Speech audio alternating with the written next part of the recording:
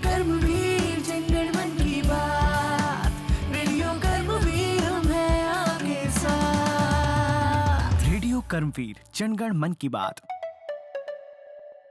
राम राम किसान भाइयों, मैं वर्षा शुक्ला आप सभी का रेडियो कर्मवीर 90.0 एफएम पर स्वागत करती हूँ।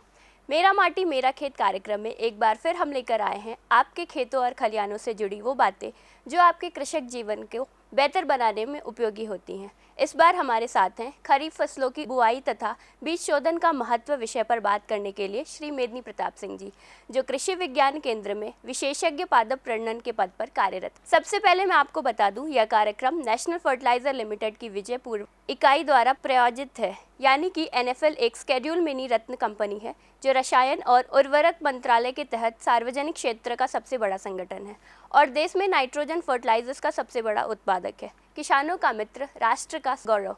नमस्कार सर, इस कार्यक्रम में आपका हार्दिक स्वागत करती हूँ। मेरा सबसे पहला सवाल आपसे यह है कि खरीफ शब्द क्या है, इसको अगर सरल भाषा में आप हमारे किसान भाइयों को बताना चाहें तो। देखिए, फसलों की पद्धति के आधार पे हमने मौसम के हिसाब से हमने फसलों को बांट रखा है।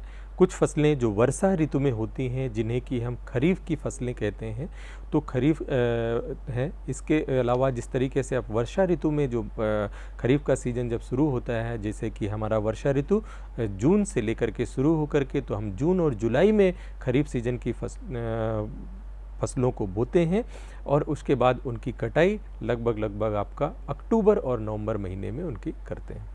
ओके सर, खरीफ फसलों का सीजन कब से कब तक रहता है और इसके अंतर्गत कौन कौन सी फसलें आती हैं? जी, खरीफ का सीजन अभी आगे आने वाला समय हमारा खरीफ का ही है। जो जैसा कि मैंने आपको बताया कि वर्षा ऋतु के स्टार्ट होते ही हमारा खरीफ का सीजन शुरू हो जाता है, जो कि जून का महीना, जून से लेकर के जुलाई के महीने में हम खरीफ सीजन की फसलों की बुआई करते हैं। जहाँ तक हम बात करते हैं कि सबसे अच्छा समय क्या होता है, तो सबसे अच्छा समय हमारा जो बुआई का होता है वो 20 जून से लेकर के 20 जुलाई तक जो भी हमारी खरीफ फसलें आती हैं उनकी हम बुआई का सबसे उपयुक्त समय ये पाया जाता है। तो खरीफ सीजन में अब दूसरी बात आती है कि खरीफ सीजन में हमारी कौन कौन सी फसलें आती हैं। तो किसान भाइयों, मैं आपको बताना चाहता हूं कि खरीफ की हमारी मुख्य फसलें, जैसे हम मध्य प्रदेश की बात करें तो हमारे मध्य प्रदेश की जो खरीफ की मुख्य फसल है वो है सोयाबीन। उसके बाद हम आते हैं धान आती है। उसके बाद आप कुछ किसान भाई हमारे खरीफ में मूंग भी लेते हैं, उड़द भी लेते हैं। कुछ किसान भाई हमारे सूरजमुखी की खेती करते हैं, कुछ किसान भाई हमारे मक्का उगाते हैं और कुछ किसान भाई हमारे मूंगफली का भी उत्पादन लेते हैं। तो खरीफ वर्गीय फसलों में ये जो मुख्य फसलें हैं वो मैंने आपको बताया कि ये हमारी मुख्य फसलें आती हैं। सर, खरीफ फसलों की बुआई का सही समय कौन सा होता है? मैंने अभी आपको बताया कि खरीफ सीजन की जो भी हमारी फसलें हैं, सही समय हमारा जो है 20 जून से लेकर के 20 जुलाई तक होता है, क्योंकि इसमें हमें खरीफ की फसलों में जो हमारा दूसरी मुख्य फसल है धान की हम रुपाई के लिए जब हम करते हैं, तो जब हम रुपाई के लिए जब हम पौध की तैयारी करते हैं तो उसमें थोड़ा सा हमें 1 महीना पहले, यानी 25 से 30 दिन पहले हमें नर्सरी की रखने की आवश्यकता होती है। तो उसके लिए जो हम बुआई करते हैं वो हमारा होता है मई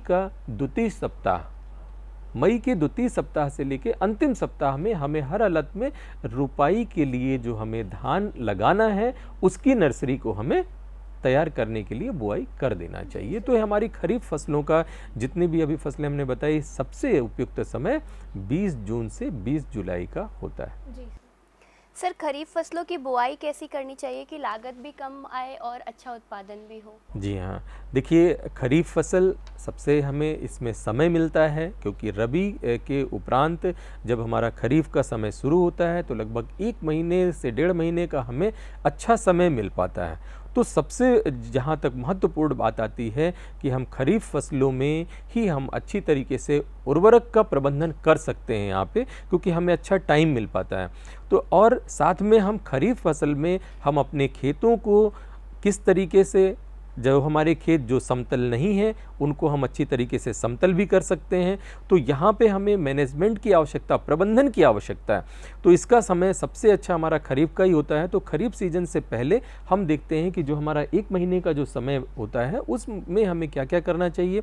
अगर हमारे खेत कुछ ऐसे हैं, उबड़ खाबड़ हैं, ढालू हैं, तो हमें अपने खेतों को अच्छी उससे उपज, अच्छी पैदावार लेने के लिए उनको हमें बराबर करना है। तो उसके लिए हम लेबलर का प्रयोग करते हैं। और अभी अगर आप देखेंगे वर्तमान परिवेश में हमारे पास लेजर लैंड लेबलर भी आ चुके हैं, जो कि मैं आपको बताना चाहता हूँ। मैं जिस कृषि विज्ञान केंद्र का जो हमारा मुख्य संस्थान है, केंद्रीय कृषि अभियांत्रिकी संस्थान, वहाँ के द्वारा बहुत सारी ऐसी मशीनें भी किसानों को उपलब्ध कराई जाती हैं जो खेतों को लेबल करते हैं, समतल करते हैं। क्योंकि अगर खेत हमारे समतल नहीं होंगे तो हमारी जो उर्वरक जो डालते हैं हम, वो लीच करके पानी के द्वारा बह जाता है। और भी कई सारी चीज़ें आती हैं, हमारा मृदा का क्षरण ज़्यादा होता है, तो जिससे हमारे फसलों की गुणवत्ता पे भी प्रभाव आता है। हमारे खेत जो है हमारे धीरे धीरे करके कहीं ना कहीं उनकी उर्वरा शक्ति पे भी प्रभाव पड़ता है। तो इसलिए मेरा कहना है कि हम खरीफ सीजन में अच्छी तरीके से प्रबंधन करेंगे।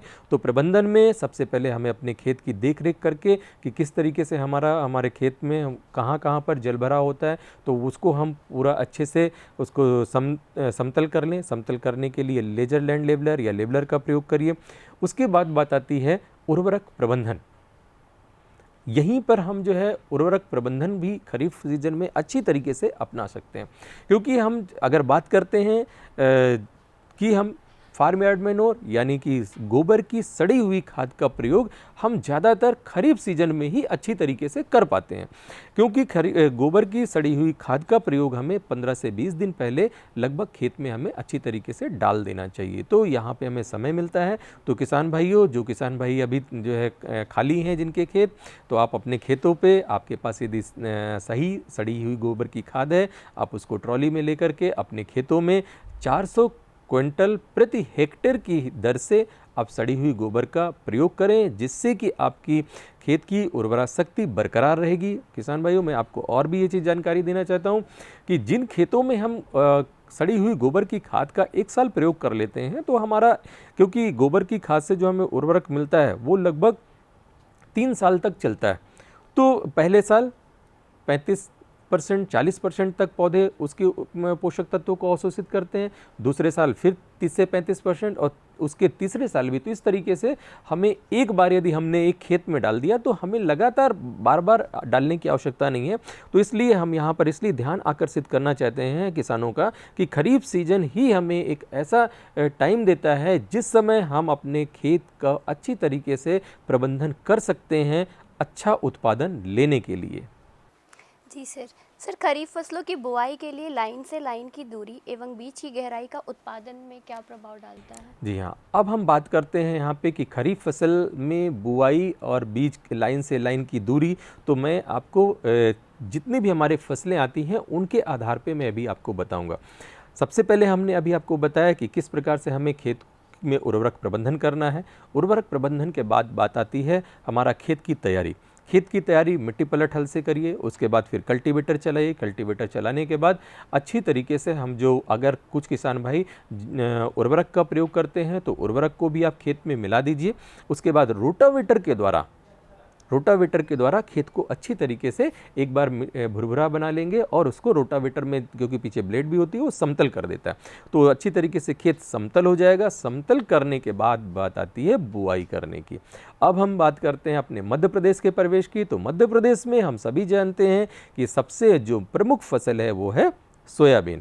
सोयाबीन फसल के लिए हमें जो बुआई का है, लाइन से लाइन की दूरी जो हमारे किसान भाई नहीं अपनाते हैं वो अपनाना है हमें। क्या? लाइन से लाइन की दूरी 45 सेंटीमीटर, और पौधे से पौधे की जब हम दूरी की बात करते हैं तो लगभग 7.5 से 10 सेंटीमीटर के पौधे से पौधे की दूरी होना चाहिए। ये एक पैमाना जो बताया जाता है, ये बहुत रिसर्च शोध के बाद ये जानकारी दी जाती है। क्योंकि जो पौधे की कैनोपी होती, पौधे का बढ़वार होता है, आप जब पौधा अपनी पूरी बढ़वार वाली स्थिति में आ जाता है तो ऐसा नहीं होना चाहिए कि पौधे की टहनियाँ आपस में ऐसे फंस जाएं। मतलब ज़्यादा यदि घना हो जाएगा पौधा तो उसकी बढ़वार अच्छी नहीं होगी, पौधा कमज़ोर होगा तो उसमें अच्छी फलत नहीं आएगी और उससे आपका उत्पादन प्रभावित होगा। उसके अलावा आप विगत वर्षों में भी देख रहे हैं कि हमारे सोयाबीन का उत्पादन घटता चला जा रहा है। तो उसका दूसरा रीज़न यही है कि हमारे किसान भाई बीज दर का बहुत ज़्यादा प्रयोग करते हैं। इसलिए किसान भाई संतुलित मात्रा में बीज दर का प्रयोग करना है, जिससे कि आप जो है कि जो लाइन से लाइन की दूरी को मेंटेन करेंगे, आपकी अच्छी तरीके से पौधे की बढ़वार होगी और आपके खेत में रोग और कीटों का प्रकोप कम होगा, जिससे कि हमारा उत्पादन अच्छा होगा। तो ये तो सोयाबीन के बारे में बताया।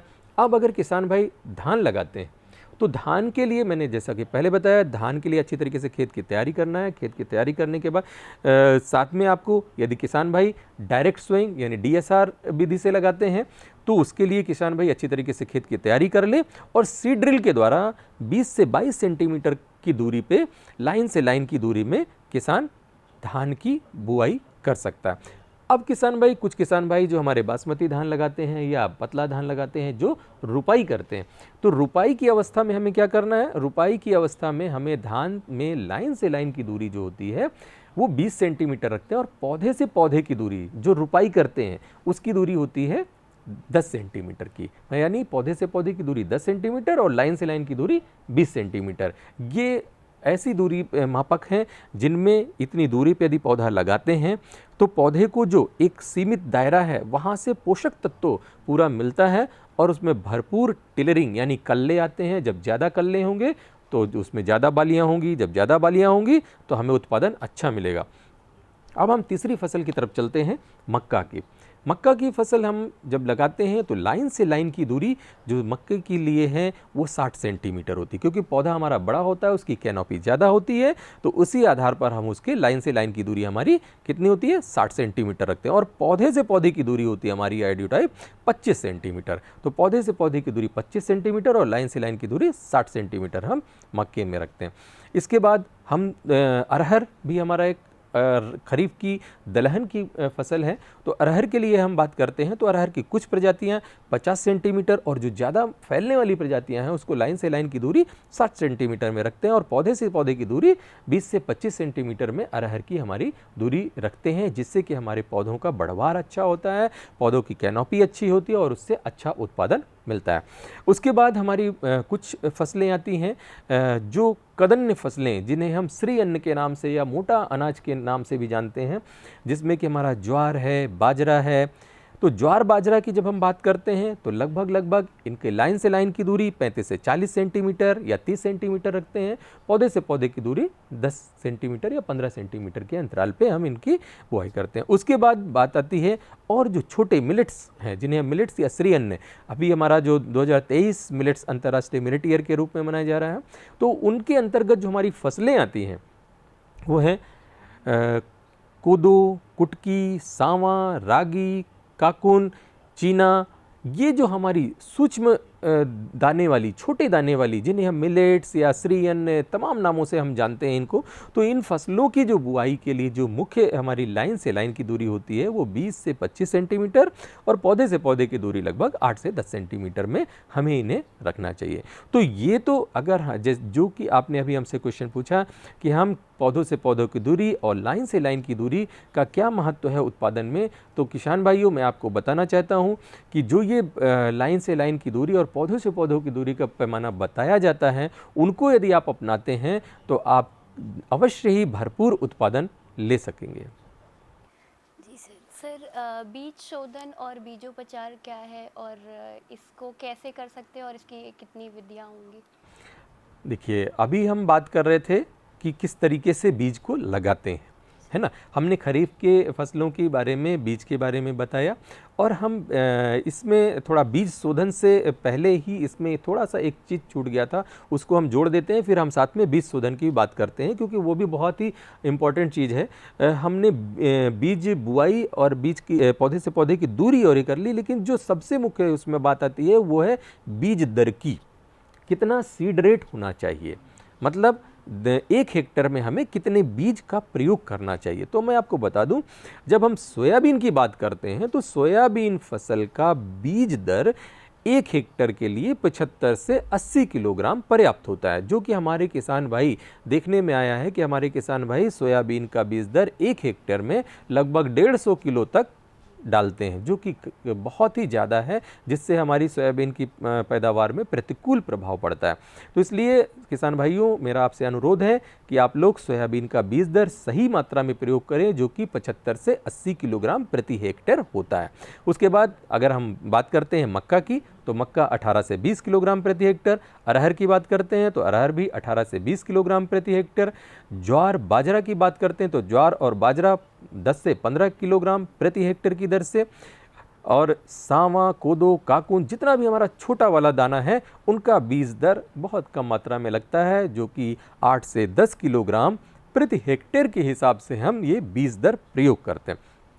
अब बात आती है कि ये तो बीज दर हो गया, अब हम बुआई से पहले जो सबसे महत्वपूर्ण प्रक्रिया है, जिसे हम बीजोपचार कहते हैं, है ना, किस तरीके से हम बीज शोधन करें या बीज उपचार करें। तो सबसे पहला बीज उपचार है क्या आखिर? बीज उपचार वह प्रक्रिया है जिसके अंतर्गत हम बीजों को कवकनाश, फफूंद जनित रोगों, बीमारियों या कीटों के प्रकोप से बचाते हैं। तो हमें बीज को अच्छी तरीके से उपचारित करना है, जिससे कि जो है बीज हमारा आगे चल के अच्छा उसमें अंकुरण जमाव हो। तो अब बात आती है कि बीज का शोधन या बीज उपचार कैसे करें। तो बीज उपचार की 2 विधियों का हम यहाँ पे प्रयोग करते हैं, एक सूखे रसायन के द्वारा, एक घुलनशील रसायन के द्वारा। अब बात करते हैं कि सूखे रसायन के द्वारा किस प्रकार से हम बीज का उपचार करेंगे। सूखे रसायन के अंतर्गत हम बात करते हैं तो हम यहाँ पर फफूंदनाशी रसायन लेते हैं, जिनमें हमारा कौन कौन से रसायन आते हैं? बाविस्टिन, कार्बनडाजिम, ये हम जो है रसायनों का प्रयोग करते हैं। और हमारे जो अनाज वर्गीय फसलें, दाल वर्गीय फसलें, तिलहन वर्गीय फसलों और सब्जी वर्गीय फसलों के जो बीज होते हैं, ये हम 2.5 ग्राम कवकनाशी या फफूंदनाशी, जो मैंने अभी आपको बताया, कार्बनडाजिम, बाविस्टिन, इनका प्रयोग करते हैं 2.5 ग्राम प्रति किलोग्राम बीज की दर से इनको हम प्रयोग करते हैं। और कैसे उपचारित करते हैं? तो अगर हम छोटे रूप में करते हैं या अपने घरेलू जगहों पे हम इनका प्रयोग करते हैं, तो देखते हैं कि हम इनको घर पे अपने छोटा मटका, छोटे मुंह वाला कोई बर्तन लेकर के, पात्र लेकर के, उसमें मान लिया हमने 10 किलोग्राम अरहर का बीज डाला या 10 किलोग्राम सोयाबीन का बीज डाला, तो उसमें हम कितना डालेंगे? हमने बताया 2.5 ग्राम प्रति किलोग्राम के नाम से हम दवा की मात्रा हम दवा की प्रयोग करेंगे, यानी कार्बनडाजिम या बाविस्टिन का जो हम प्रयोग कर रहे हैं, तो वो हम कितना डालेंगे? 2.5 ग्राम। तो अगर 10 किलो है तो कितना हो जाएगा? 25 ग्राम हम आपका प्रयोग करेंगे। तो इस तरीके से हम बीज में छिड़क करके और उसको 4 से 5 मिनट तक अच्छी तरीके से इसको मिलाएंगे, जिससे कि वो पूरे के पूरे बीज में अच्छी तरीके से मिल जाए। इस तरीके से यदि हम बीज को उपचारित करते हैं तो हमारा बीज कवक जनित जो हमारी बीमारियां हैं उनसे अपने आप को प्रतिरोधी बना लेता है। जब हमारा बीज हम उसको बुआई करते हैं तो उसमें इन सब बीमारियों का प्रकोप कम हो जाता है। तो ये हमारा हो गया सूखे रसायन के द्वारा हम बीज को उपचारित करें। अब हम बात करते हैं गीले रसायन के द्वारा हम बीजों को उपचारित करने के लिए। तो गीले रसायन द्वारा हम बीजों को उपचारित करते हैं तो उसमें क्या क्या आते हैं? गीले रसायन यानी घुलनशील रसायन के द्वारा हम जो है बीजों को उपचारित करते हैं, उसमें हमारे ऐसे बीज आते हैं जो कंद वर्गीय फसलें होती हैं, जैसे हम आलू लेते हैं, प्याज लेते हैं, तो इनको हमें उपचारित करके ही लगाना चाहिए। तो इसकी हम कैसे करते हैं? लगभग आधा लीटर पानी या में हम 2 से 2.5 ग्राम दवा को घोल लेते हैं और उसमें फिर जो है हम इन कंद को डुबो देते हैं, या उसी अनुपात में हम पानी की मात्रा को बढ़ाते हैं। यदि हमारे पास ज़्यादा है उपचारित करने के लिए बीज, तो उसी अनुपात में हम पानी की मात्रा और दवा की मात्रा को बढ़ाते हैं और उन कंद को उपचारित करके हम उन्हें छाये पे रखते हैं। इसके अलावा किसान भाइयों, कुछ हमारे जैविक कल्चर, जीवाणु कल्चर भी होते हैं, जिनके द्वारा भी हम जो है उपचारित करते हैं। तो हम बीजों को जब उपचारित करते हैं जीवाणु कल्चर के द्वारा, तो उसमें हमें ये ध्यान देना है 10 से 20 ग्राम 10 से राइजोबियम, एजिटोबैक्टर्स। जब हम दलहनी फसलों का बीज उपचारित करते हैं तो राइजोबियम के द्वारा, और जब हम अनाज वाली फसलों का उपचार करते हैं बीज का तो हम एजिटोबैक्टर्स के द्वारा करते हैं। कुछ पीएसबी के द्वारा भी हम जो है बीज का उपचार करते हैं। तो बीज का उपचार करने के लिए हमें क्या करना है कि बीज के उपचार करने के लिए, ऐसे बीजों का उपचार करने के लिए लगभग हम 400 से 500 मिलीलीटर पानी लेते हैं, और ये हम राइजोबियम या हमारा पीएसबी या इन कल्चर्स को हम जो है घोल देते हैं। घोलने के बाद हम अपने बीज को जो है फैला देते हैं। बीज को फैलाने के बाद जो है उनके ऊपर इस घोल को डाल देते हैं और अच्छी तरीके से हाथ से मिलाते हैं, जिससे कि ये जो है जैविक उपचार जिसे हम बोलते हैं, ये जैविक उपचार विधि अच्छी तरीके से उन बीजों पे चिपक जाए और वो जीवाणु जो है उन बीजों पे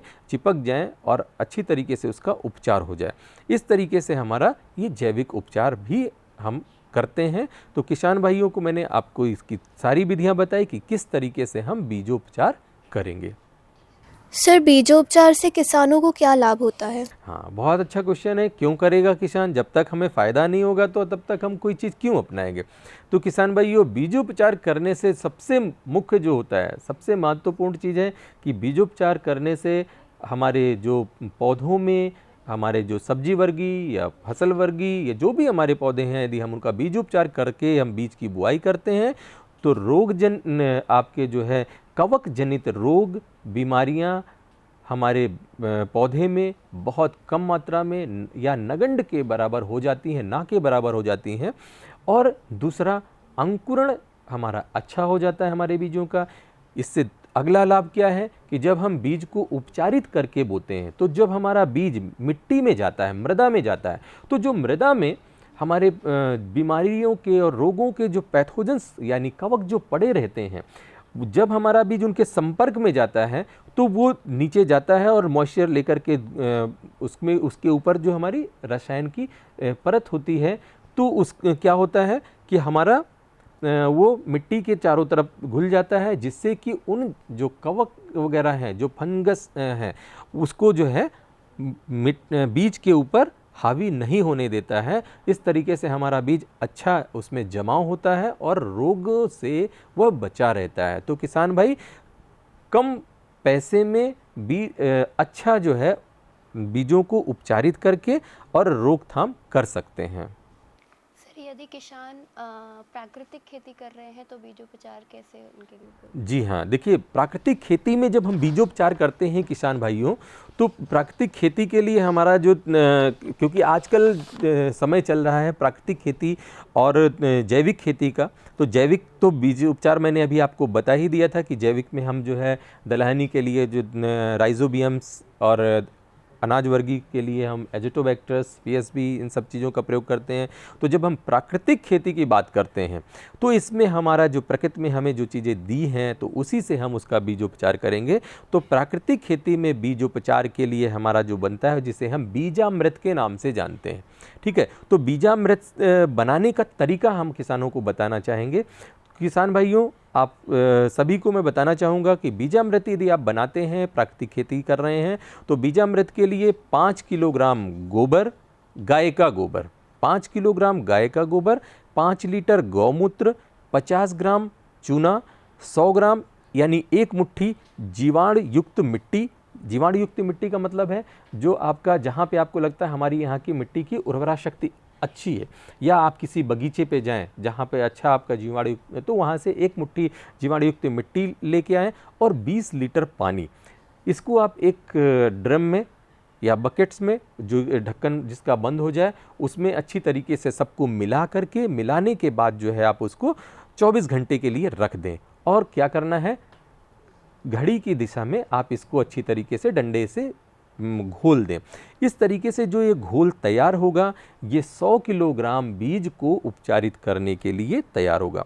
तो इस तरीके से जब हम प्राकृतिक खेती करते हैं तो प्राकृतिक खेती में फिर हमें जैविक विधि से और ना ही हमें रसायन के द्वारा बीज को उपचारित नहीं करना है। इसके लिए किसान भाइयों को बीजामृत का प्रयोग करना है। तो बीजामृत बनाने की मैं किसान भाइयों को जो मैंने तकनीकी बताई, इस तरीके से किसान भाई बीजामृत बना सकते हैं। एक बार पुनः मैं बीजामृत के लिए कौन कौन से क्या क्या चीज़ें चाहिए होती है वो किसान भाई को बता देता हूँ कि 5 किलोग्राम गाय का गोबर, 5 लीटर गौमूत्र, 50 ग्राम चूना, 100 ग्राम यानी 1 मुट्ठी जीवाणुयुक्त मिट्टी और 20 लीटर पानी, इनको आपस में मिला देते हैं, 24 घंटे के लिए रख देते हैं और फिर इसको जो है डंडे से हिलाते हैं। जब ये घोल तैयार हो जाए तो इससे हम बीज उपचार कर लेते हैं। तो इस तरीके से हम बीज उपचार संपन्न हो जाता है इसका। सर, किसान खरीफ वर्गीय प्रमुख फसलों की उन्नत प्रजातियों के बारे में बताइए जिससे कृषक उत्पादन ले सके। जी जी, बहुत अच्छा क्वेश्चन है आपका,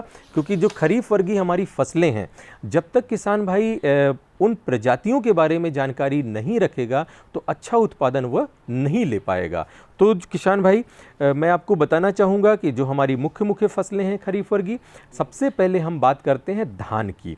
तो धान की जो हमारी मुख्य फसल में जब हम बात करेंगे तो जो मैं प्रजातियां जो आपको बता रहा हूं, ये आपको नेशनल सीड कॉर्पोरेशन के द्वारा, कृषि विभाग के द्वारा, कृषि विज्ञान केंद्र के द्वारा, ये सभी जगहों से आपको इनके बीज भी उपलब्ध हो जाएंगे। तो किसान भाइयों, आप अगर नोट करना चाहते हैं तो इन प्रजातियों को नोट कर लीजिए, जो कि हमारे मध्य प्रदेश के लिए, सभी जिलों के लिए बहुत ही उपयुक्त हैं। तो मैं आपको सबसे पहले धान की प्रजातियों की बात बताना चाहूँगा, जिसमें कि JRB 1, JRB 19, JRB 503 है। फिर उसके बाद जो किसान भाई बासमती धान का प्रयोग करना चाहते हैं, बासमती धान लगाना चाहते हैं, उनके लिए पूसा बासमती 1, पूसा बासमती 1509, पूसा बासमती 1121, पूसा बासमती 1718, पूसा बासमती 1886, पूसा बासमती 1885, पूसा बासमती 1637, ये प्रजातियां हैं जो कि बहुत ही उपयोगी प्रजातियां हैं। इन प्रजातियों को लगा करके किसान अच्छा उत्पादन ले सकता है और इनमें जो चावल है, जो बासमती का जो चावल है, इनमें खुशबू भी अच्छी है और अच्छा उत्पादन और खाने में भी अच्छे हैं। तो किसान भाई, इन प्रजातियों का आप प्रयोग करके अच्छा उत्पादन ले सकते हैं। इसके बाद किसान भाई कुछ डायरेक्ट सोइंग करते हैं। तो हर एक प्रजाति हर एक दशा के लिए उपयुक्त नहीं होती है। अगर आप डायरेक्ट सोइंग करते हैं, सीधे आप बीज का बुआई करते हैं, सीड ड्रिल के द्वारा रुपाई नहीं कर रहे हैं, तो उसके लिए फिर हमारी जो नेशनल सीड कॉर्पोरेशन में बहुत सारी जो प्रजातियां हैं, तो उसके लिए भी हमारी जो सीधी बुआई की प्रजाति, एक सहभागी करके एक प्रजाति है जो कि काफ़ी अच्छी प्रजाति है, और उसमें हम पूसा बासमती 1847 नामक प्रजाति का भी प्रयोग कर सकते हैं डायरेक्ट सीडिंग के लिए, डायरेक्ट बुआई के लिए। उसके बाद बात आती है हमारी जो मुख्य फसल मध्य प्रदेश की है, सोयाबीन की। किसान भाइयों, सोयाबीन की जो मुख्य प्रजातियां हैं, मैं आपको बता दूं कि आप लोग जो है अपनी परंपरागत जो आपकी पुरानी बीजें चले आ रहे हैं, उनका जो है आपको जो है छोड़ करके आपको नई प्रजाति, उन्नत प्रजातियों को अपनाना चाहिए, जिससे कि रोग बीमारियां भी कम लगें और उत्पादन आपको अच्छा मिले। तो सबसे पहले किसान भाइयों, जो हमारा सोयाबीन का रिसर्च संस्थान है, शोध संस्थान है, जो कि इंदौर में है, उसकी जो प्रजातियां हैं NRC 127, NRC 128, NRC 135, NRC 150, ये प्रजातियां बहुत ही उपयोगी हैं। इसके अलावा हमारा जवाहरलाल नेहरू कृषि एवं प्रौद्योगिकी विश्वविद्यालय जबलपुर के द्वारा जो हमारी प्रजातियां निकली हुई हैं, वो है JS 2067, JS 2064, JS 2069, JS 2029, JS 9560, ये। और इसके अलावा हमारा जो एक और कृषि विश्वविद्यालय है यहाँ पर रानी लक्ष्मी, तो इस यहाँ की आपकी जो प्रजातियां हैं RBS 2001-4, तो ये आपकी ग्वालियर में जो है हमारा राजमाता विजय राजे सिंधिया कृषि एवं प्रौद्योगिकी विश्वविद्यालय है, इसकी प्रजातियां हैं। तो ये जो मैंने आपको प्रजातियों के नाम बताए, इन प्रजातियों को किसानों के द्वारा और हमारे द्वारा खुद लगाया गया है। तो ये संस्तुति दी जाती है कि आप इन प्रजातियों को लगाइए।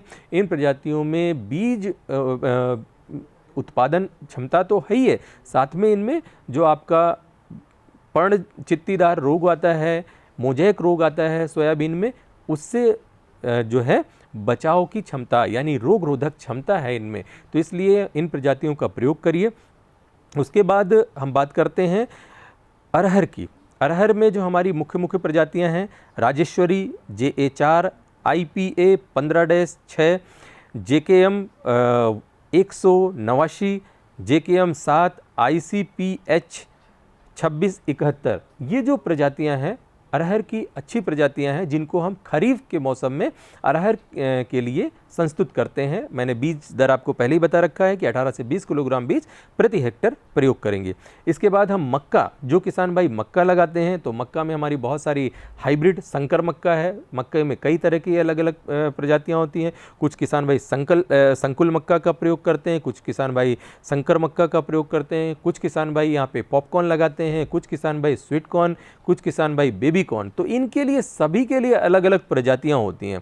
तो मैं आपको सबसे पहले जो हाइब्रिड जो हमारा बहुत ही अच्छा है, जो विवेक QPM पूषा 9 करके हमारी एक प्रजाति है, वो बहुत ही अच्छी है, जिसमें कि आपका क्वालिटी प्रोटीन मेज, ठीक है, उसमें प्रोटीन की क्वांटिटी को भी बढ़ाया गया है।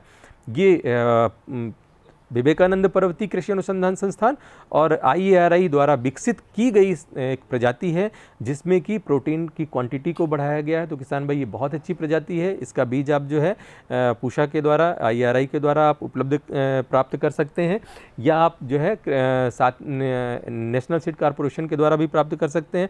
उसके अलावा QPM 1 करके प्रजाति है। तो उसके बाद JPOP 11 जो कि पॉपकॉर्न की प्रजाति है, या BL अंबर पॉपकॉर्न भी विवेकानंद पर्वतीय कृषि अनुसंधान संस्थान की प्रजाति है, जो कि यहाँ पर भी बहुत अच्छी तरीके से उगाई जा सकती है।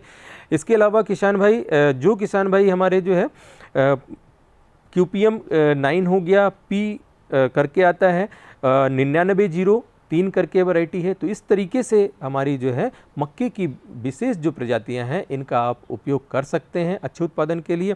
कुछ किसान भाई अगर स्वीट कॉर्न के लिए उपयोग करते हैं तो स्वीट कॉर्न के लिए VL स्वीट कॉर्न प्रजाति है, हाइब्रिड 2 है, हनी सिलेक्शन है, शालीमार स्वीट कॉर्न 1 है। इस तरीके से प्रजातियों का उपयोग करें। इसके अलावा ज्वार है, बाजरा है, कोदो, कुटकी। तो ज्वार बाजरा के लिए हम बात करते हैं तो CSH ज्वार 17-18 ये प्रजातियां हैं। तो इस तरीके से आप जो मुख्य फसलें हैं, इन जो प्रजातियां आपको बताई जाती हैं, उन प्रजातियों का यदि आप प्रयोग करते हैं तो आप जो है अच्छा उत्पादन खरीफ फसलों से ले सकते हैं। तो ये थे हमारे आज के मेहमान डॉक्टर मेदनी प्रताप सिंह जी, जिन्होंने हमें खरीफ फसलों की बुआई तथा बीज शोधन का महत्व विषय पर महत्वपूर्ण जानकारी दी। ऐसे ही खेती और किसानों से जुड़ी फायदेमंद जानकारी के लिए आप देखते और सुनते रहिए रेडियो कर्मवीर 90.0 FM, जो करता है जनगण मन की बात। धन्यवाद। आओ हम सब थामे हाथ, गाँव शहर की करेंगे बात, खेतों और खलियानों से जुड़कर करेंगे जनगण मन की बात। 90.0 FM रेडियो कर्मवीर सुन रहे हैं आप। रेडियो कर्मवीर जनगण मन की बात। रेडियो कर्मवीर हम हैं आपके साथ। रेडियो कर्मवीर जनगण मन की बात।